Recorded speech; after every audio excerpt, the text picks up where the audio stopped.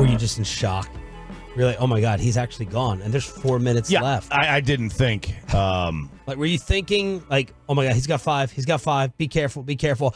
That wasn't even registering to me because he's never in that position. No. First time fouling out in his playoff career. I think third time ever fouling out, but I wasn't.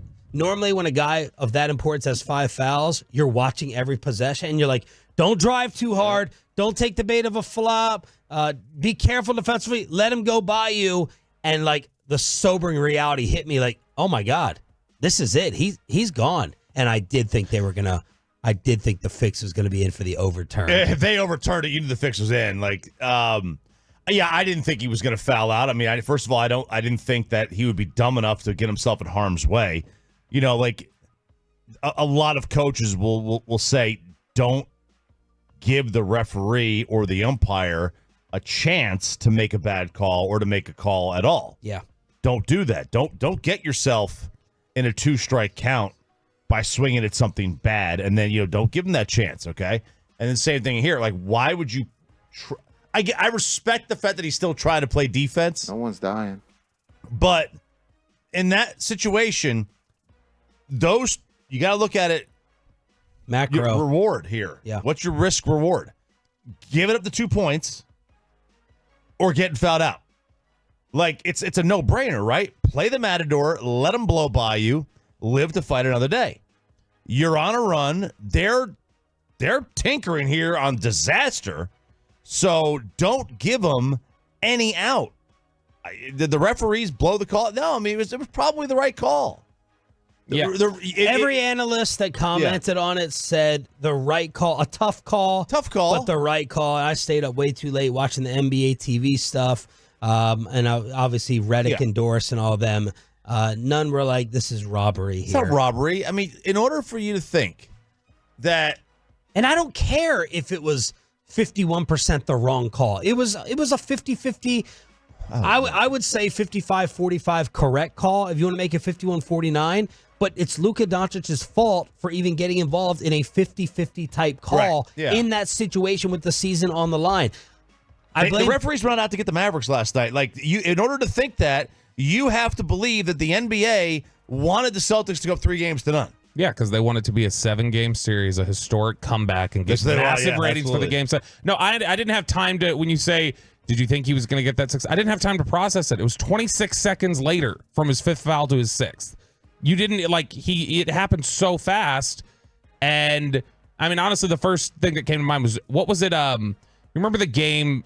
I don't think it was a playoff game. I think it was late in the year where you were being critical of defense Luka was playing in a game. And you remember all the fans were like, 5th foul. What do you want him to do? He had 5 fouls late in the season. And people were like, what? He can't guard. And yes, that was what came into my head is like, oh, we're going to get Luka just not even.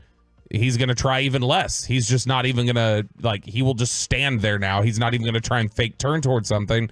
And that's what I anticipated. But he is, I mean, it was a low IQ play. Yes. With 5 fouls to try to draw a charge in a 3-point game. That was stupid. Jason Kidd, was he going to go after the officiating when Tim McMahon asked him about Luka's 6? They called a foul.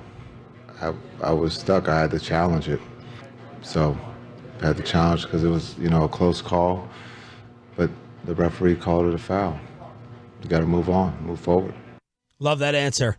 He didn't go with the referee. I think that's as strong as Kidd can go in saying that's Luka's fault. That's as close as he can get to it. But Brian Windhorst does not need to follow those same restraints as the NBA Insider is trending for what he did with Scott Van Pelt last night on SportsCenter from the AAC. I thought it was perfect that Luka fell onto the ground there in an unacceptable position to put himself in with 4 minutes left with 5 fouls, and then immediately looks at the bench and says, you better bleeping challenge it, as if it's the bench's fault that he just made a terrible play. I'm standing here in the Mavericks tunnel. Over there is the Celtics tunnel. That's where the winners are. If Luka's ever going to be a winner coming out of this tunnel here, he is going to have to use what's happened in this finals as a learning experience. His defensive performance is unacceptable. He is a hole on the court. The Celtics are attacking him. They are ahead in this series because they have attacked him defensively. And you've got a situation here where Luka is complaining about the officiating. They have begged him. They have talked with him. They have pleaded with him. He is costing his team because of how he treats the officials. He's a brilliant player. He does so many things well. They are here because of how he did. His performance in this game is unacceptable and the reason why the Mavericks are not going to win. He's got to get over this. And the fact that he came out after the game and blamed the officials showed me he's nowhere close yet. So maybe over the summer somebody will get to him because nobody with the Mavericks or anybody else in his life has. And that's where the Mavericks are at this point. They're never going to get to this tunnel with the trophy if he doesn't improve those aspects of his game. Wow. Yeah. Ethered. And that's why he's the best insider. That's why he's the best. He blows Woj and Shams out of the water. Oh, my. Those two hacks can quibble. As an analyst, yes, he does. They could quibble. No, they had the little printout thing. They just get it sent directly to him. He's the real insider. Those two could quibble over Dan Hurley and J.J. Redick for all I care. And just fawn over Kay Adams or whatever. He's the real insider. And he's right. Luka's not a loser, but losers complain about officials. That's what loser fans do. That's what loser players do. They complain about official calls. Yeah, it's lowest common denominator. Sports fan and athlete. Cowboys do it after big losses. Yep, led by their head coach. Yep, that's the truth. This has to be. He didn't say it explicitly, but I mean he was talking about this sort of factor. This has to be LeBron in Game 4 against the Mavericks putting up 8 points for Luka. This has to be something that there were so many things in that finals run for LeBron, in that actual series, that people how the hell could you let that happen? Yeah. How could you be responsible? How could you put up 11 shots in a pivotal Game 4 and score 8 points? LeBron, how could you score 2 points in the fourth quarter of Game 5 or whatever it was? This has to be that kind of intensity, and he has to respond to it the way LeBron did. If he wants to be one of the greatest of all time, he has to respond to it. Well, he is going to be one of the greatest of all time. Yeah, for sure. That's already etched in stone. Absolutely. Is he going to have multiple championships? A lot of Tolos wrote me back last night and said, "Look, just accept it. It's not changing. It's not. His behavior is not going to change." But he lacks composure during his meltdowns. And the thing is, in Boston, he was not whiny.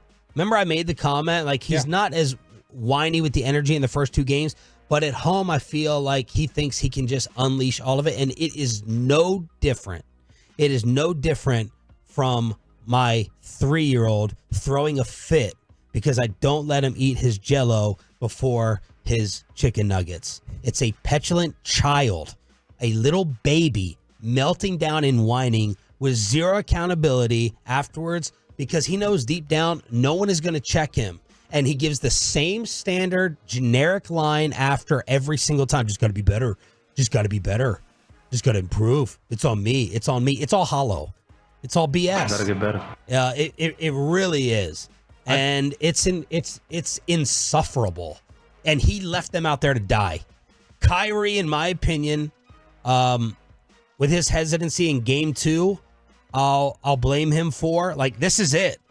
You lose that game in Boston, and you're not stepping up here. Now he was not gun shy, and I'm not gonna blame him as much as I will for Luka last night.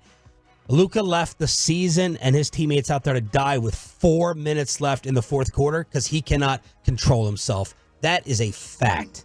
Yeah, McMahon had a good point. I thought that the reason why, when you talked about how he was complaining more last night than he did the first two games, it does feel a little bit like, as you watched Game 3 progress, the reality of just how much better Boston is than them was setting in with Luka, and it was just pissing him off. And he was getting frustrated, and he was losing focus, and he can't do what he does against other teams, and he starts turning and go, well, it's got to be the refs, and he just starts looking outwardly for the frustration of can't accept the reality that Boston's better than you, and he can't do it. Franco injury text says, who's his Holger? That's what he needs. That's a good text. We know very little about that side of him. Yeah. We knew. I thought we knew more. And how much does Dirk. Jason Kidd really check him behind the scenes? That's what I'm dying to know.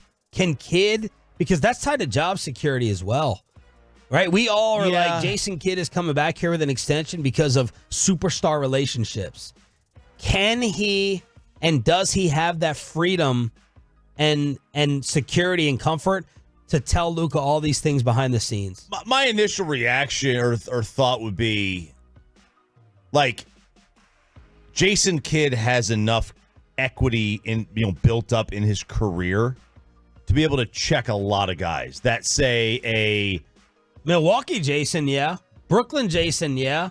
I'm wondering about Dallas Jason. Well, like, because we read the mental warfare stuff. Yeah. From Well, the Bucks. you can evolve on how you manage people. Sure. But, like, he can always point to his career, like Frank Vogel, Mike Budenholzer, they're not Jason Kidd. If they were to check a star player, it has X amount of weight behind it. But Jason freaking Kidd, a guy who when he retired was what?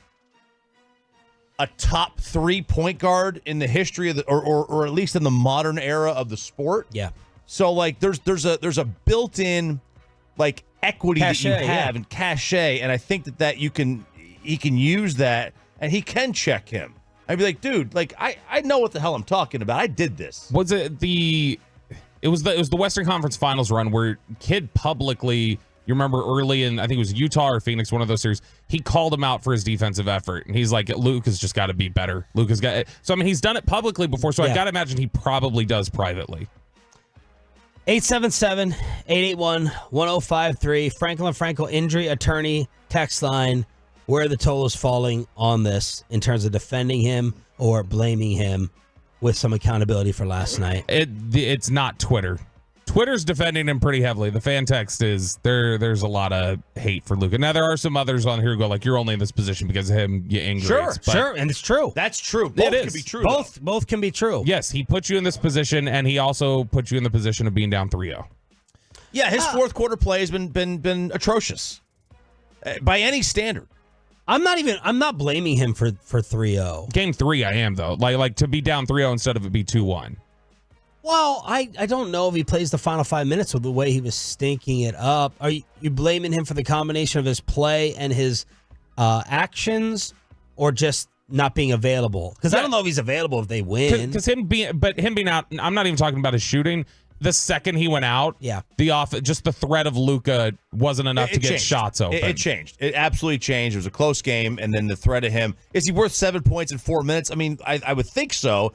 And then I went, like, you extrapolate it out, like 7 points over 4 minutes through 48 minutes is 84 points. Like, okay, so maybe he's not worth it.